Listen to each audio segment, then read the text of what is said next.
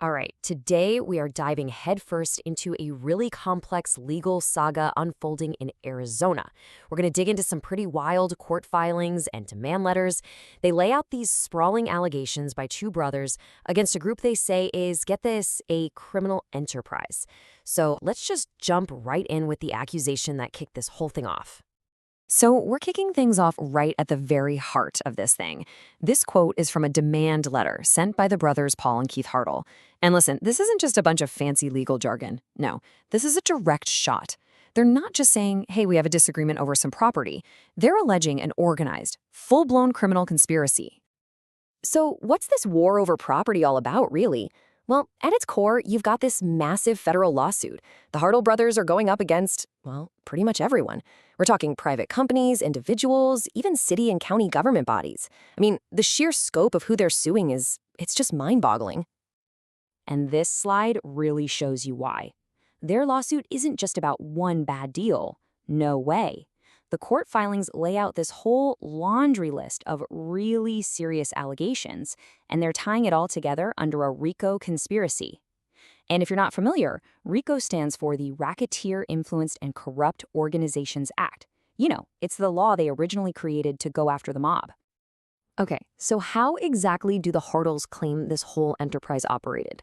According to their legal filings, it was this pretty sophisticated two-pronged attack. They allege it was happening at the same time in two different Arizona counties, but it was all supposedly working towards the very same end goal. Now, for a RICO case like this, to even have a chance, the Hartls have a huge hurdle. They have to prove that all these different players formed what the law calls an association in fact enterprise. So what does that mean? It means they have to show these people weren't just acting on their own, but that they were basically a team, a continuing unit, all working together for a common illegal purpose. And this right here breaks down that two-pronged theory. On one side, the complaint talks about a Maricopa arm. This allegedly involves a City of Phoenix employee and a few real estate companies, and their game was supposedly fraudulent foreclosures. Then, at the same time, you've got the Mojave arm. This one was allegedly run by a different guy and was focused on, get this, a brutal campaign of arson and intimidation to grab properties. So you see? Two different counties, two totally different schemes, but, according to the lawsuit, one single enterprise.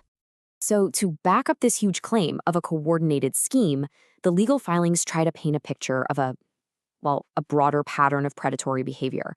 And the way they do this is by pointing to the public record of one of the key companies they named as part of that Maricopa arm. Okay, so the lawsuit points specifically to complaints filed with the Better Business Bureau against a company called E&G Real Estate Services. The Harts are basically arguing, hey, look at how these guys allegedly treated their old tenants. It's the same kind of bad faith playbook they used on us. So let's actually take a look at some of these public complaints. Okay, check this out. This complaint is from a former tenant. They'd only lived in the place for 10 months, and they're alleging they got hit with charges for just normal wear and tear, including this massive $1,900 charge for paint. And the kicker? They claim it wasn't even paint. It was just primer. And that $1,900 figure, it's absolutely crucial. Why? Because according to the complaint, that single charge for primer was the exact amount of their entire security deposit. So the tenant is alleging the company was trying to keep their whole deposit and then bill them for another $1,900 on top of that. And according to these documents, this wasn't just a one-off thing. Here's another complaint where a tenant claims they were quoted, okay, $45 for a minor touch-up, but when the final bill arrived, the charge was allegedly over $550. Now, the Hartl lawsuit uses this to argue that this is evidence of how these guys do business. It's a pattern. And that alleged pattern is so critical for their case because it's what they need to prove that continuous enterprise element for the RICO claim. Okay, so after hitting what was basically a brick wall in state court, the Hartl's federal case now hangs on a very specific, kind of unique legal argument. In their own filings, they actually call it the Hartl doctrine. And this whole strategy is their way of trying to get around a huge legal obstacle. And this is the massive roadblock right here. There's this fundamental rule in the U.S. legal system called the Rooker-Feldman doctrine. And to put it simply, it says that the lower federal courts, well, they can't act like an appeals court for state court decisions.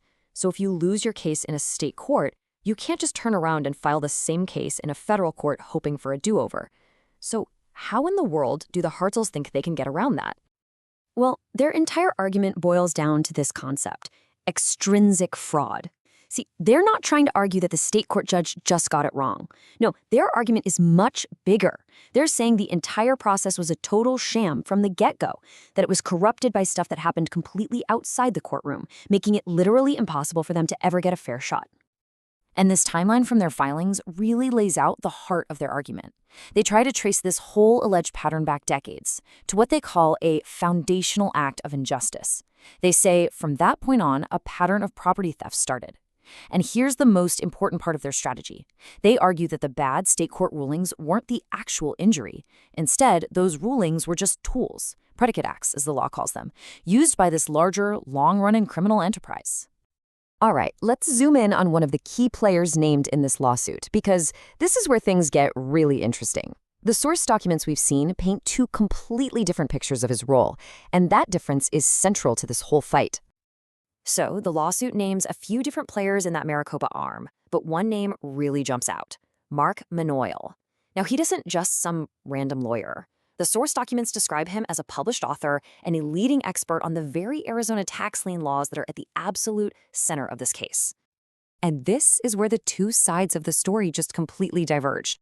The Hartl's complaint alleges Manoy was a key operator who acted in concert with the others to pull off the scheme. But other documents define his role very differently, as a statutory agent. Now, in Arizona, that's a legally required role for a company. It's basically an official point of contact for lawsuits and legal notices. And here's the critical part. That role gives you zero operational management, zero control, and zero ownership of the company. So, okay, after all these tangled allegations and these really complex legal theories, where does this case actually stand today?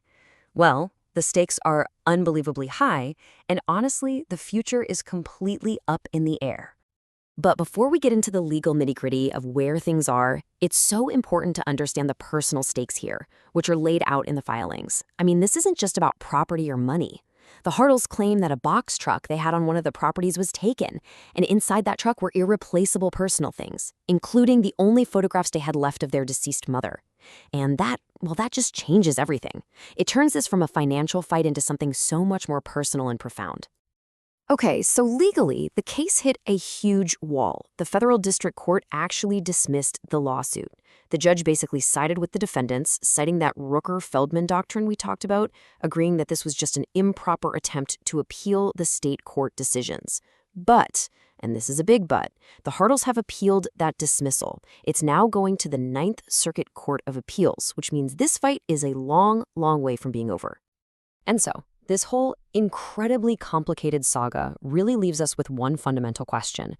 Where do you draw the line? Is this a story about aggressive, maybe even predatory, but ultimately legal business tactics? Or do the allegations laid out by the Hartl brothers actually cross that line into a coordinated criminal conspiracy? The answer to that question and the entire fate of this case is now in the hands of the Federal Appeals Court.